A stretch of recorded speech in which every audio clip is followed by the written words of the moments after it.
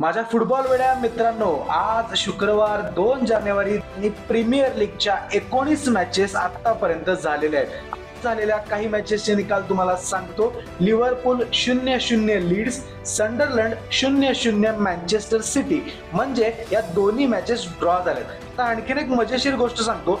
ग्रॅनिट झाका म्हणजे जुना आर्सेनलचा अतिशय लाडका खेळाडू, विंटेज प्लेअर आणि आजचा संडरलँडचा कॅप्टन यानं आज थोडक्यात आर्सेनलचीच टायटल रेसमध्ये मदत केलेली आहे. कारण या ड्रॉमुळे आर्सेनलकडे 4 पॉईंटचं लीड आहे आणि 45 पॉईंट घेऊन ते प्रीमियर लीग टेबलच्या टॉपला आहेत. लिव्हरपूलला पण या ड्रॉचं नुकसान झालंय आणि त्यांना टॉप 4ची डोकेदुखी मागं लागलेली आहे. मागच्या वर्षी जे प्रीमियर लीग चॅम्पियन्स होते लिव्हरपूल.